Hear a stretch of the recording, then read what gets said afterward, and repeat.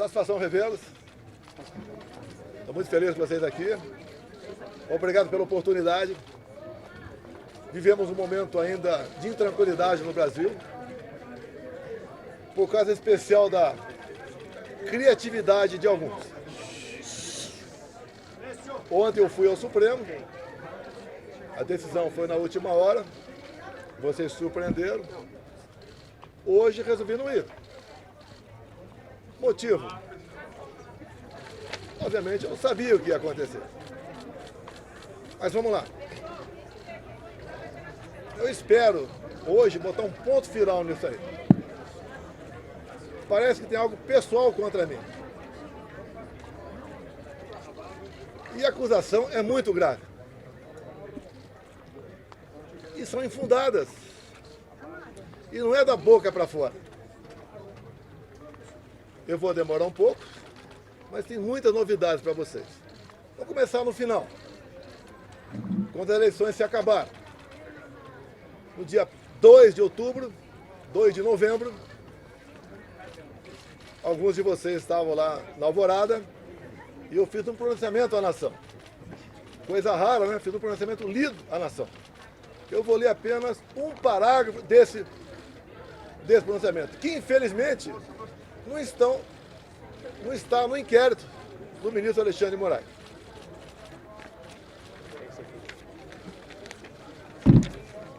Lá, o terceiro parágrafo, bem curtinho. As manifestações pacíficas sempre serão bem-vindas, mas os nossos métodos não podem ser os da esquerda, que sempre prejudicaram a população, como invasão de propriedade, destruição de patrimônio, cerceamento do direito de ir e vir. Ato contínuo, começamos a transição.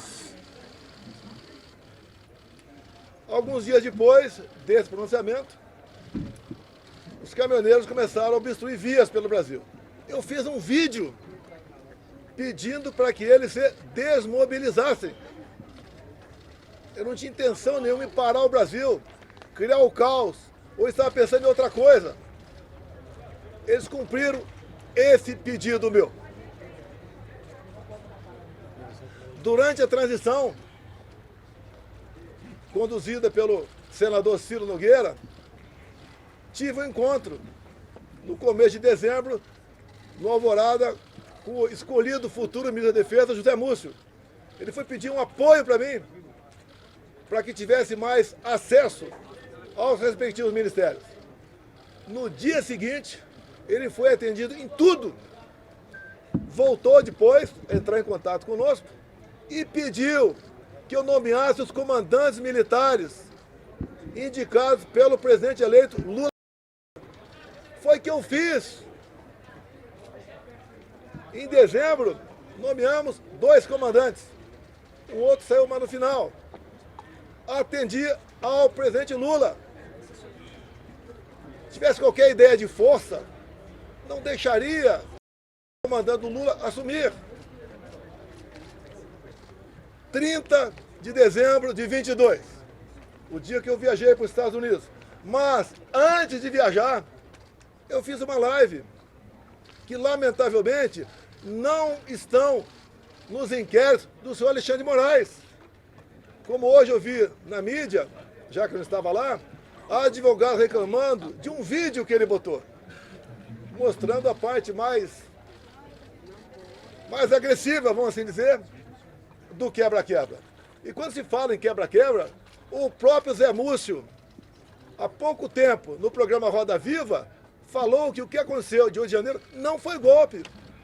Como o ex-presidente Temer falou a mesma coisa.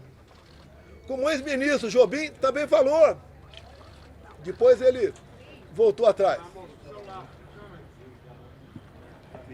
E, na verdade, o resumo que eles falaram é o seguinte: golpe tem povo, mas tem tropa, tem armas e tem liderança.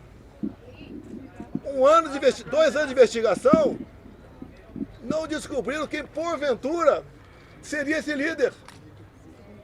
Eu vi entre ontem e assisti hoje o senhor Alexandre de Moraes falar que 500 pessoas aproximadamente assinaram não persecução penal, um acordo. E ele disse, o senhor Alexandre de Moraes, que no acordo essas pessoas admitiam que estavam indo para um golpe. 500 pessoas se programando para um golpe e ninguém sabia. Também, nesses depoimentos, nesse acordo, ninguém cita o meu nome. 500 pessoas, ninguém cita o meu nome.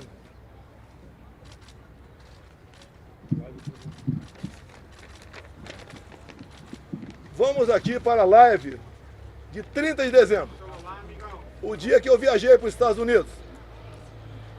Um pedacinho bem curto aqui, mas lamentavelmente, as imagens não estão no inquérito do Alexandre de Moraes. Ele bota o que ele quer lá. Por isso, os seus inquéritos são secretos ou confidenciais. Na live.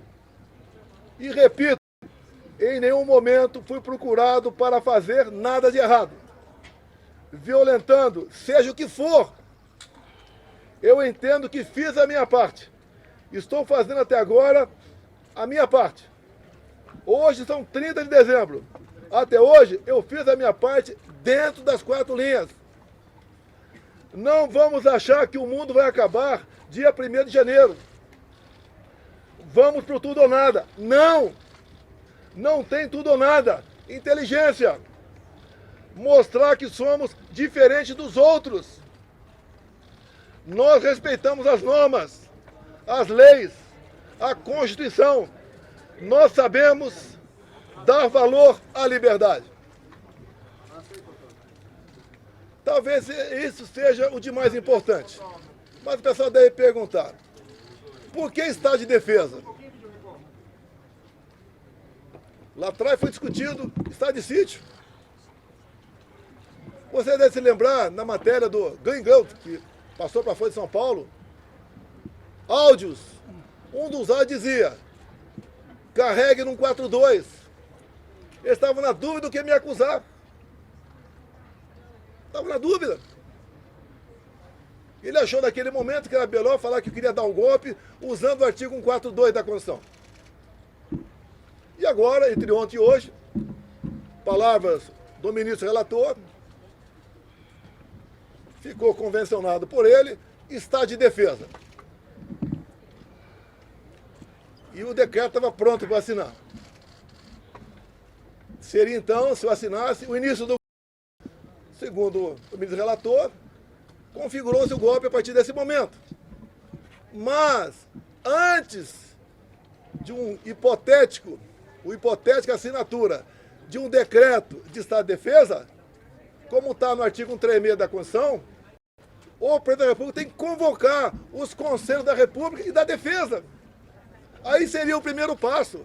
Não adianta botar um decreto na frente do presidente, de estado de defesa, e assinar, está resolvido. Não convoquei os conselhos da República e da Defesa. Nem atos preparatórios houveram para isso. Se é que você trabalhar com o dispositivo constitucional, é sinal de golpe. Golpe não tem lei, não tem norma. Golpe tem conspiração com a imprensa, o parlamento, setor do Poder Judiciário, setor da economia, fora do Brasil. Forças Armadas em primeiro lugar, sociedade, empresários, agricultores. Aí você começa a gestar um hipotético golpe. Nada disso houve. Agora, por que se comentou estado de defesa e estado de sítio? Para a gente desmontar de vez essa história de golpe em cima de um dispositivo constitucional. 2014, acabaram as eleições, Dilma ganhou de Aécio Neves. O que o PSDB fez? Contratou uma auditoria externa, talvez para dar mais credibilidade ao parecer final. Conclusão, parecer final da auditoria externa contratada pela PSDB sobre eleições. As urnas são inauditáveis. Não sou eu que disse isso. Isso foi em 2015. Eleição de 2014. Desde 2012, eu já tinha ações dentro da Câmara dos Deputados pelo voto impresso. Antes de mim, Flávio Dino foi claro, dizendo que perdeu umas eleições por causa do voto eletrônico. Antes disso também, Carlos Lupe, do PDT, em inserções de programa eleitoral gratuito, ele disse: eleições sem voto impresso é fraude. E foi ele que entrou com uma ação contra mim no TSE. Outros 10, 12 falavam a mesma coisa. Eu não era sozinho, não estava sozinho na defesa do voto impresso. Eu não sou obrigado a acreditar, confiar num programador. Eu confio na máquina. Não sou obrigado a acreditar num programador. Em 2015, eu, deputado Jair Bolsonaro, aprovou uma emenda numa proposta de lei eleitoral, cujo relator era Rodrigo Maia, permitindo o voto impresso. A senhora Dilma Rousseff vetou. Foi derrubado o veto. Na Câmara, algo surreal. Até o PT votou para derrubar o veto. Ato contínuo. Foi convidado pelo ministro do Supremo, Luiz Fux, a ir ao TSE. Chegando lá, encontrei o ministro Fux. Tratou muito bem, feliz. Ele me convidou para ir para lá. E falou que o TSE tinha tomado todas as medidas para implementar o voto impresso nas eleições de 2018. E ele falou: deputado, por falta de recurso, apenas 5% das sessões terão voto impresso. Eu falei: é uma excelente referência. É mais número de eleitores do que uma pesquisa. Eu só faço um pedido para o senhor: pulverize as urnas. Ele falou: já está programado, serão pulverizadas. O TSE começou a preparar. Tem um vídeo do ministro Gilmar Mendes, ministro Barroso, elogiando a nova urna eletrônica com a impressora do lado. Bem, poucos meses depois, por 8-3, o Supremo Tribunal Federal disse que a urna era inconstitucional. Essa ação foi proposta pela senhora Raquel Dodge na época, chefe do MP. Porque a impressão do voto, segundo o Supremo e ela, segundo o Supremo e ela, a impressão do voto colocava em risco a segurança das eleições, o sigilo do voto. Esses foram os argumentos. Deixo claro que na Venezuela só foi possível detectar fraude o ano passado por causa do voto impresso. Foi a primeira vez que a Venezuela adotou o voto impresso. Por que a Venezuela fez isso? Já que o sistema eleitoral deles era exatamente igual ao nosso. Porque houve um momento que o governo Biden queria comprar petróleo da Venezuela. E não podia comprar o petróleo sem nada em troca. Então foi feito um acordo, governo Biden dos Estados Unidos, governo Maduro da Venezuela e oposição. E impuseram. Ele foi testado a primeira vez, em dezembro do ano retrasado, na Venezuela, num referendo, se podia ou não invadir a Guiana para tomar posse da região de Essequibo, que depois que apareceu o petróleo, a Guiana ficou um país cobiçado. E o Maduro, quando foi votar no referendo, falou: aqui você vota sim, sim, sim, sim, papelzinho, não é igual a outro país, é papelzinho dentro da urna. E o Maduro aceitou por que o voto impresso? Já queria ter problema com a Maria Corina ou com o Capriles, os maiores adversários dele naquele momento. O que ele fez? Tornou-os, Maria Corina e Capriles, inelegíveis por 15 anos. Qual a acusação? Atos antidemocráticos. Subiram no carro do som e criticaram o governo Maduro. Isso passou a ser ato antidemocrático. A gente começa a lembrar um pouquinho do Brasil ou não? As duas oposições mais fortes, fora da ficha eleitoral, o Maduro pensou que fosse entrar em campo e ganhar para o WO. A Maria Corina organizou seu partido, organizou bases, fez um movimento por toda a Venezuela, muito parecido com o meu aqui, onde a multidão ia atrás. 300 mil mortes em São Paulo, milhares de pessoas por todo o Brasil. Tiveram as eleições. A Maria Corina se organizou, não vou entrar em detalhe aqui, se organizou.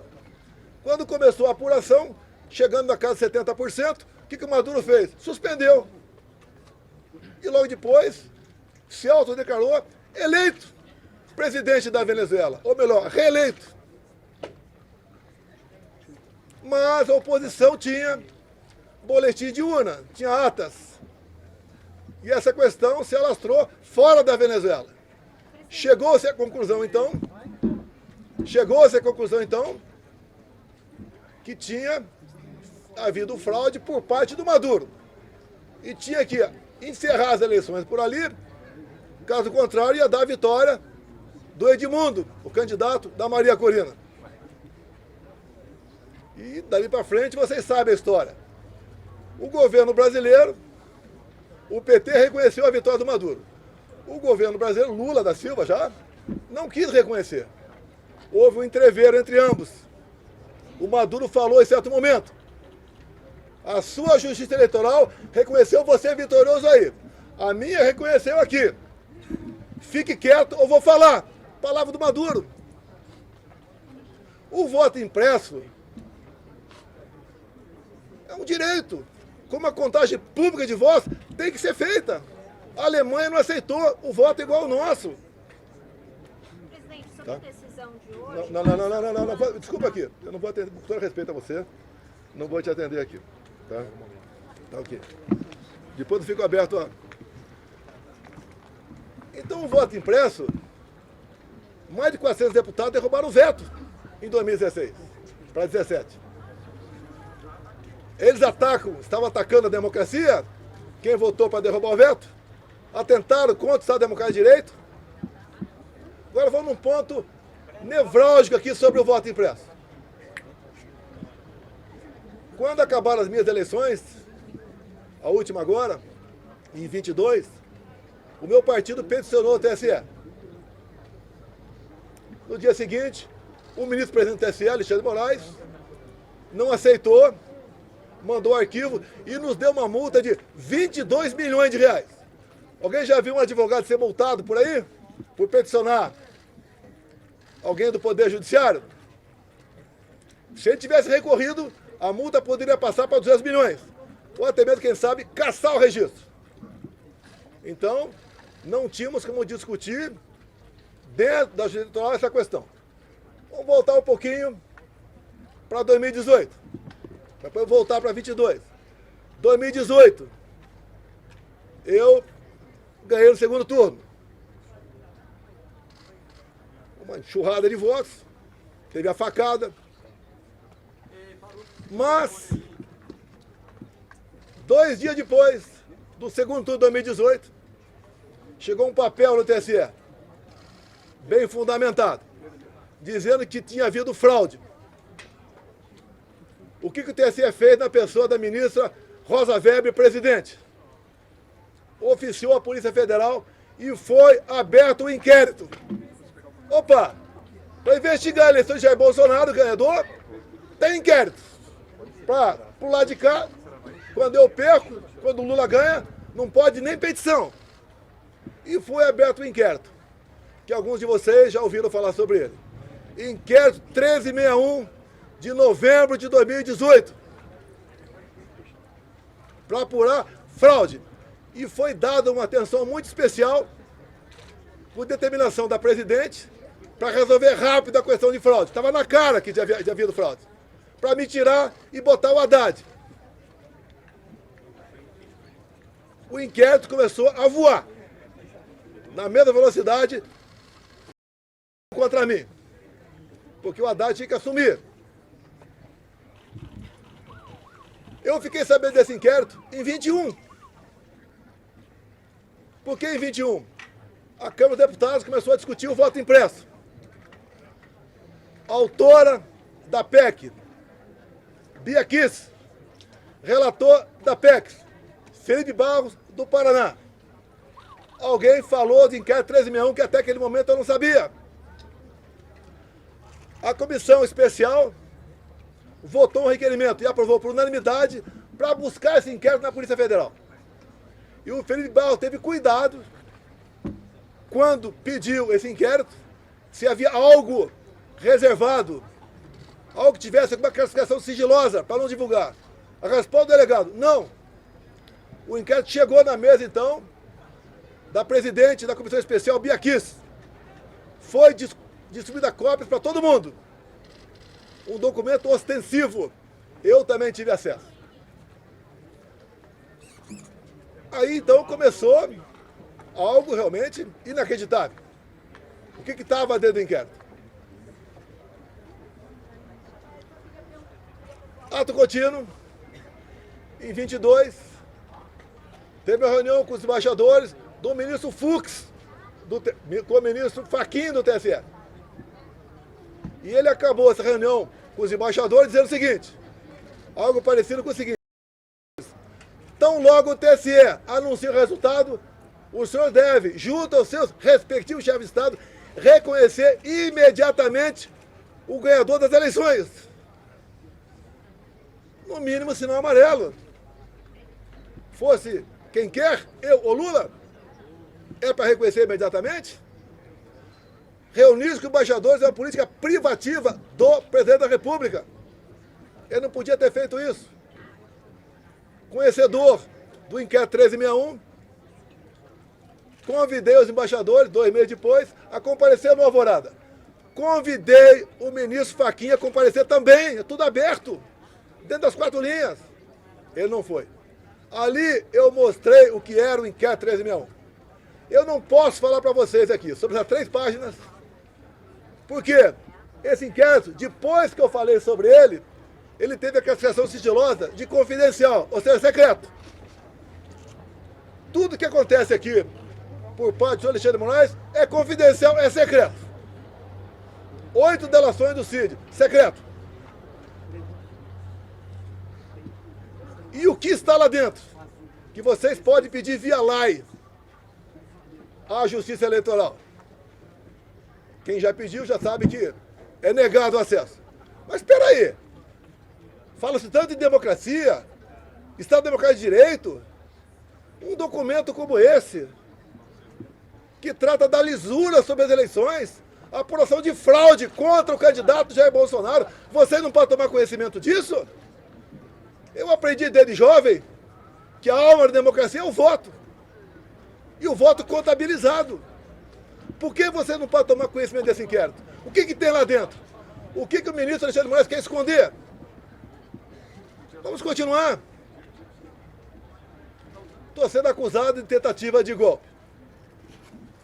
Algo, o pessoal deve ter percebido, da forma tão incisiva como o ministro Alexandre de Moraes conduz, ou se conduz, tem algo esquisito por aí. O que ele quer esconder?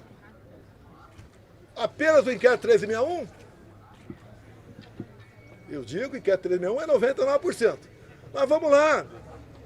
Houve interferência no TSE nas eleições de 22 ou não? Não vamos falar em fraude, possível fraude aqui. Esqueçam. 100% confiável. As urnas. Mas vamos abrir o inquérito 1361. Durante as eleições de 22, o TSE influenciou, jogou pesado contra eu e a favor do candidato Lula. Eu não pude mostrar imagens do Lula defendendo o aborto. Eu não pude mostrar imagens do Lula falando que o pobre coitado rouba um celular para tomar uma cervejinha. Eu não pude mostrar imagens do 7 de setembro. Imagens do enterro da Rainha Elizabeth. de parte do meu discurso na ONU. O Lula ao lado de ditadores. Eu não podia mostrar nada. Eu não pude mostrar a imagem do Lula com o gorro CPX na cabeça, que eu me reuni com embaixadores aqui. Ele foi no Morro do Alemão, se reuniu com líderes comunitários que só são eleitos com apoio do tráfico. Eu não pude mostrar nada. Na reta final, 1,5 milhão de inserções da rádio foram negados. Nordeste especial, a grande parte lá não apareceu. E como fomos reclamar, ainda fomos advertidos. Culparam a nós. Assim se comportou o sistema eleitoral. E mais ainda, mais grave, a diferença foram 2 milhões de votos. Estão no papel, 2 milhões de votos. O TSE fez uma campanha massiva para que jovens de 16, 17 anos retirassem seu título. Essa faixa etária, 75% vota na esquerda. Mais de 4 milhões de jovens retiraram o título. Só aí dá uma diferença a mais, ponto candidato, 2 milhões de votos. Mas uma lei eleitoral, para ter eficácia, ela tem que ser sancionada um ano antes das eleições. As resoluções, 6 meses antes, entre o primeiro e o segundo turno de 22, houve a resolução no TSE. Era para censurar. Até a ministra Carmen Lúcia falou o quê? Olha, eu sou contra a censura, mas o momento aqui é especialíssimo. Vou votar sim. E o Alexandre de Moraes aprovou uma resolução entre o primeiro e o segundo turno, proibida por lei. Com mais força ainda, a justiça eleitoral foi para cima do pessoal da direita, desmonetizando páginas, derrubando páginas, prendendo gente. Fizeram barbaridade contra a minha pessoa. A justiça eleitoral se comportou corretamente, dado que eu falei aqui, sim ou não? Eu que sou golpista? Eu que sou golpista? Esses 2 vídeos aqui estão nos autos do inquérito. Os advogados reclamaram de um vídeo que estava hoje, foi mostrado aqui no TSE. Eu sou o culpado. Repito, na delação do Cid, ele diz que, vamos partir do princípio, está tudo certo com a delação dele. Ele diz ali que ficou sabendo do 8 de janeiro, no dia 8 de janeiro. Já falei, estou repetindo, nos 500 acordos de não persecução penal, em nenhum deles, que eu tomei conhecimento, alguém cita meu nome.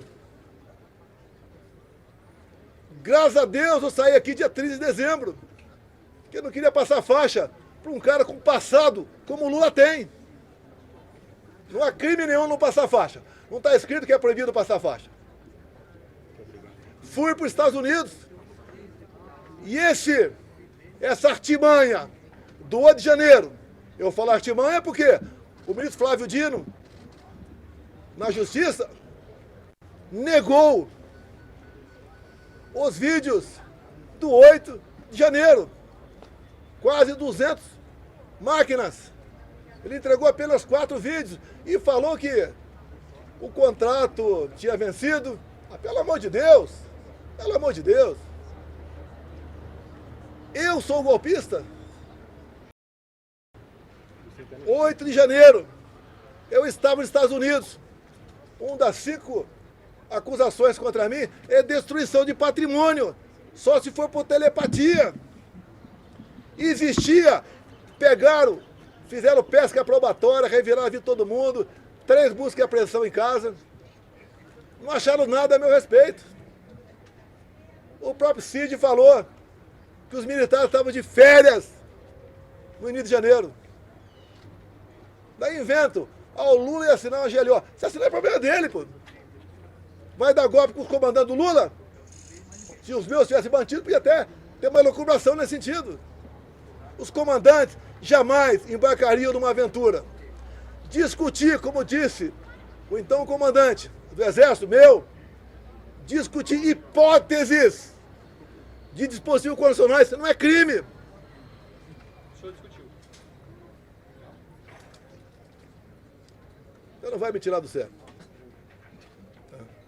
Acho que a maioria já aprendeu aqui como é que eu ajo. Quiserem tumultuar com você, é outra história, vou embora. Vou abrir a pergunta para vocês. Diz Alexandre de Moraes que o golpe começou dia 29 de julho de 21.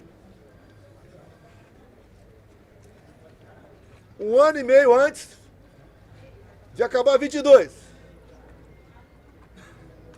E ele tinha que, para dar ênfase à historinha dele, tinha que acabar de 8 de janeiro. E como é que ele chegou 29 de julho de 21? Pegou de janeiro e começou a voltar. O que aconteceu nesse dia que vocês não ficaram sabendo? Ou foi a PF que descobriu? Aquela banda da PF. Nesse dia eu fiz uma live, onde eu falei sobre o inquérito 1361. Qual o problema? O inquérito ostensivo. E diz ele que eu difundi fake news. Eu difundi o que tinha dentro do inquérito. Se é fake news, o inquérito é mentiroso. Esse inquérito está inconcluso até hoje. Saiu de Brasília e foi para São Paulo. Nenhum delegado quer assinar o relatório final. Dado as barbaridades nessas 3 páginas sobre o sistema eleitoral. Eu acredito que vocês querem ter conhecimento disso aí. Vamos botar um ponto final? Vamos! O senhor Alexandre de Moraes suspenda o sigilo do inquérito 1361 de novembro de 2018. É fácil. Vamos para a verdade, vamos botar tudo na mesa. Por que essas prisões absurdas? 17 anos, como 14 para a Débora agora. A Débora é uma golpista, terrorista. Ela está sofrendo mais que qualquer ser humano pode sofrer na vida. Ela acorda e dorme, sem dar um beijo, sem dar um banho nos seus filhos. De 10 e 7 anos de idade. Por que 14 anos, 17 anos? Quer botar 30 em mim. Se eu tivesse devendo qualquer coisa, não estaria aqui. Fui para os Estados Unidos, graças a Deus, que se tivesse aqui de 8 de janeiro, estaria preso até hoje. Ou morto. Que é o sonho que eu sei que é de alguns aí. Que eu preso vou dar trabalho. Não vai acontecer não, deixa contigo, presidente. Então, aqui está grande parte, quase toda a verdade que interessa. Repetindo, 2 de novembro de 22. Quando eu falei com a imprensa, li um papel e começo dizendo que vão sentir saudade de mim, como estão sentindo hoje. Eu vou estar o mês que vem no Rio Grande do Norte com o senador Marinho, como já tive outras vezes, depois das eleições. O tratamento é excepcional. Porque o João 832 eu usei na campanha e durante meu mandato. A verdade dói, mas o povo entendeu que a verdade é necessária. É picanha, de graça, cervejinha. Não tem nem ovo agora. A inflação está aí. O povo não quer mais confusão. Por isso que eu falo em anistia. Eu duvido que uma mãe aqui não se coloque no lugar da Débora e não queira anistia. Não encontrar nenhuma arma aqui. Eu estou sendo acusado junto com essas pessoas que foram presas. Tentativa armada. Que arma? Vai no Senado aqui. As armas apreendidas foram um estilingue, meia dúzia de bolinha de gude, mais nada. Que mais? Uma senhora com a Bíblia. Agora, as coisas aconteceram antes do pessoal que estava no acampamento vir para cá. Porque tem vídeo de pessoas comuns mostrando um cara sozinho quebrando tudo por aí. O próprio Lula tem vídeo dele falando: temos que saber quem deixou abertas as portas aqui do Palácio. Foi facilitado. Quando aconteceu o de janeiro, a imprensa só mostrava uma imagem, escolhida a dedo, só uma. Aquele cara magrinho, né? Com uma camisa, a minha estampa na barriga, derrubando o relógio. Só mostrava isso. Alguns dias depois, o Lula estava fora do Brasil, acho que era China, defendendo a mudança do padrão dólar. 3 dias depois, a TV CNN mostrou as imagens do G. Dias lá dentro. Junto com perigosos terroristas e golpistas, ele andando à vontade lá dentro. Dorme aqui embaixo, no meu tempo, por volta de 60 militares. A maioria cabe soldado, armado. E hoje é qualquer negócio, ir pro pau, armado, com fuzil. Alguém viu algum soldado armado nesse dia? Facilitaram a entrada deles. Não resta mais dúvida tocante a isso. Comigo, até o ministro Fux falou hoje, né? Que teve um 7 de setembro que ele ficou preocupado. E daí ele falou, graças à Polícia Militar do DF, nada aconteceu. Naquela época, o ministro Fux falou comigo, eu era presidente. O ministro, fique tranquilo, o nosso pessoal não faz baderna. Quando acaba o movimento, não tem papel no chão. Se é na Paulista, não tem um vidro quebrado. Não tem um cesto de lixo incendiado. E numa boa. Sem problema nenhum. O que assusta um outro lado, quando se fala em sistema? Que comigo foi diferente. Deus me deu a segunda via e me deu um mandato.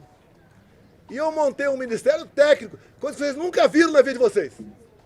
Como agora, no balcão de negócio, ministério estatal,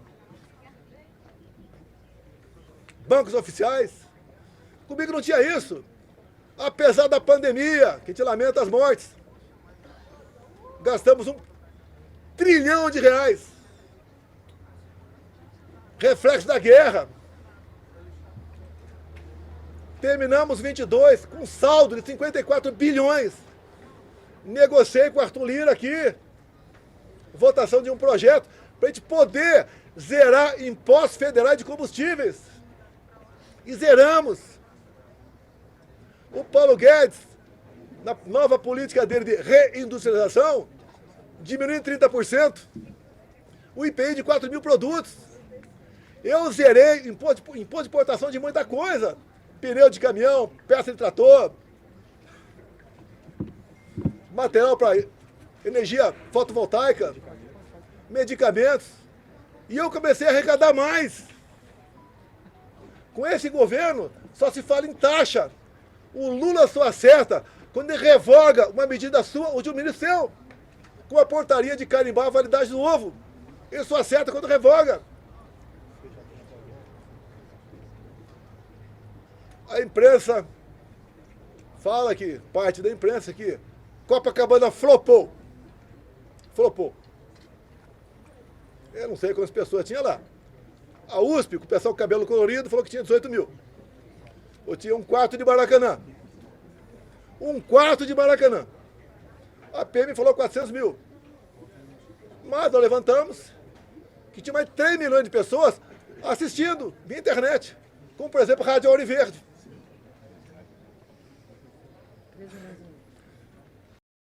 3 milhões e meio de pessoas. E quando eu falei em concentrar no Rio, com todo respeito aos parlamentares do meu lado, se eles fizessem um movimento na cidade dele, ia ter uma certa repercussão. Que eu queria que o pessoal ouvisse o que eu falei, o que o Malafaia falou, o que o Nicolas falou. Vamos mudar um pouco esse repertório para São Paulo. Vamos ver se a Damares fala. A Michele volta para lá, porque ela estava em convalescença. Agora, dia 30, agora, vai ter um movimento da esquerda. Estou até promovendo. O movimento da esquerda na Paulista. Qual é a pauta? Prisão para o Bolsonaro. E sem anistia. Lá não tem mãe, não. Que não se coloca no lugar da Débora. Vamos ver quantas pessoas vão para lá. Na semana seguinte, 6 de abril, vai ter o nosso. Tudo acertado com o Tarcísio. Devemos ter pelo menos 6 governadores. Mais de 50 parlamentares. Vamos continuar nessa luta da anistia. A anistia é perdão, é passar borracha. É fazer o Brasil voltar à sua normalidade. Eu não quero conflito, confronto.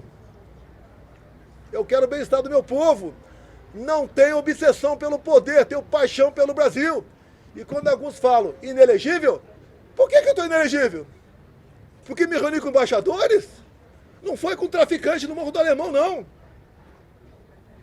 Abuso de poder político? Qual voto eu ganhei junto a embaixadores? A outra inelegibilidade, abuso de poder econômico. Acabou aqui o 7 de setembro, com toda certeza 1 milhão de pessoas aqui, parecia uma plantação de girassol amarelo. Deixei minha faixa, acabou o 7 de setembro, a estrutura dos palanques que estavam por lá de lá, subi no carro de som Cida Malafaia. E ali, eu... E que coisa ridícula. Por ocasião da votação da minha inelegibilidade, o ministro Alexandre de Moraes, falando, inclusive, ele fez um coro de imbrochável, imbrochável. O que é isso? Eu falei para um cara que estava lá embaixo, aquela medalha minha, não foi no microfone. E se tivesse falado, qual o problema? Como agora está um grito aí, quando qualquer lugar que eu vou, chip, chip, chip. Qual o problema? Qual o problema? Alguém viu corrupção como estatal comigo? Acabaram com os Correios. Viu o rombo do Banco do Brasil? Como é que era, por exemplo, Porto de Santos? Dava prejuízo anual de 500 milhões. O Tarcísio assumiu o ministério. Passou a dar lucro de 500 milhões. Para onde ia esse 1 bilhão de reais? Ia para o bolso de alguém, que obviamente começou a trabalhar contra mim. Perdeu 1 bilhão por ano. Você vai lá em Itaipu Binacional, era conhecida apenas como uma empresa que gerava energia. Quando o Jean Silvio Luna assumiu, ele ligou para mim, ficou abismado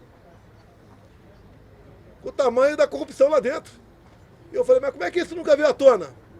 Porque Itaipu Binacional, por ser binacional, não é auditada pelo TCU. Podia meter o braço até o sovaco e roubar. Nós tapamos esse rombo. Junto com o ministro Saxida, foi a reta final, o que nós fizemos?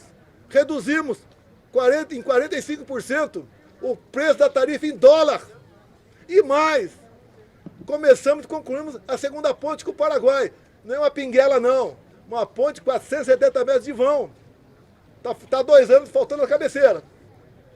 Começamos a terceira ponte em Porto Murtinho, para a Bioceânica. Alongamos em 600 metros o aeroporto de Foz do Iguaçu. Levou água para o Nordeste. Vamos terminar Itaipu aqui. Atendi o governador Ratinho, asfaltando em 43 quilômetros. Também a pedido do Felipe Barros. Asfaltamos a Transboiadeira, 43 quilômetros. Atendemos, com pequenas obras de infra, mais de 50 municípios. O então secretário da Pesca, Jorge Seife, começou a tratativa com o Paraguai para nós praticarmos a piscicultura no Lago de Foz. A previsão era aumentar em 20% a produção de pescado no Brasil. Faltou o último passo, que mesmo para o nosso lado, tinha que ter autorização do Paraguai. Mais um exemplo do estatal, que deixar de meter a mão nela. Os bancos do Brasil, Caixa Econômica, BNDES, cada diretoria era um partido, ou um grupo que trabalhava lá, não pelo banco, para si. Eu tive uma vez, uma pessoa muito importante, né? Foi me visitar e tinha um problema no Banco do Brasil. Era um problema de quase 200 milhões de reais. E ver se eu podia resolver. Eu tomei conhecimento. Chamei o presidente do banco. O que tu acha disso? Ele falou, não dá por causa disso, disso. Acabou. Eu chamei o cara de volta. Eu falei, companheiro, desculpa, mas não dá por causa disso, disso. Sabe o que ele me respondeu? Demita o presidente do Banco do Brasil. Era assim que as coisas eram tratadas no Brasil. Um momento marcante na minha vida, tinha uns 15 mega empresários na minha sala.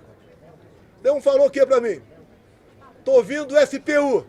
Pela primeira vez não fui achacado quando entrei lá.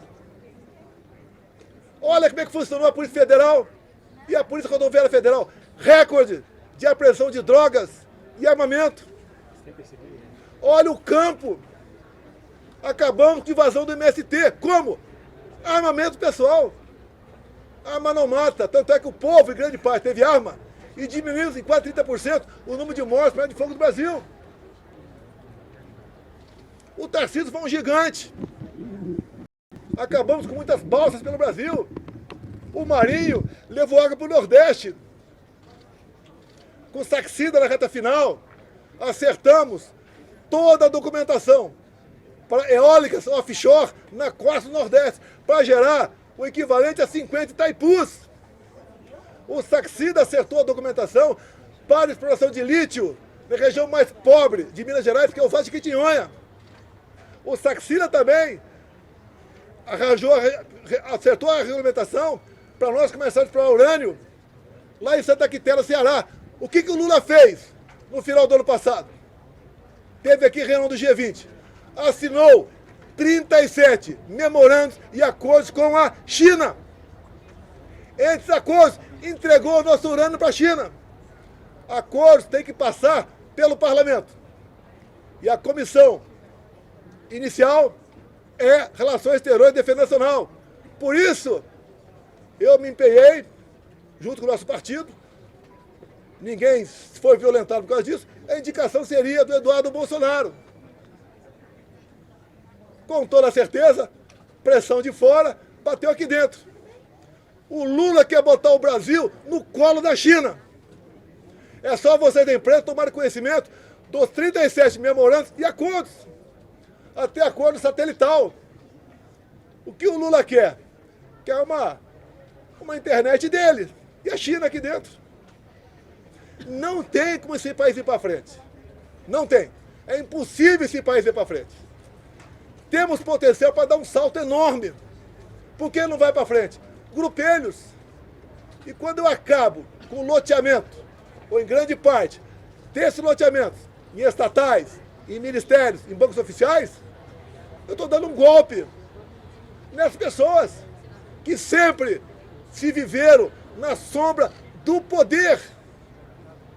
Botamos um ponto final nisso. Se eu fosse tido presidente, Mané, né, como outro qualquer, ninguém está preocupado em processar.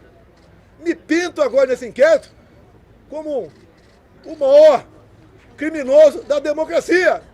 Eu não interferi no TSE, o outro lado interferiu. Eu não soltei nenhum bandido para disputar a eleição. Eu não tornei nenhum bandido elegível, anulando condenações para poder disputar a eleição. Dá para entender uma união de Alckmin com Lula? Com tudo que eles foram do passado? Que constrangedor para o Alckmin ir num evento com Lula e cantar Internacional Socialista. O Alckmin para o Irã fica ao lado de 4 terroristas, 3 já foram eliminados. O Alckmin e Lula falar que o Hamas não é um grupo terrorista. O que eles querem fazer com a polícia militar agora? Numa PEC. Acabar com a polícia militar no Brasil. Não tem nada para dar acesso a esse país. Vou encerrando, abrindo para alguma pergunta. Acabou?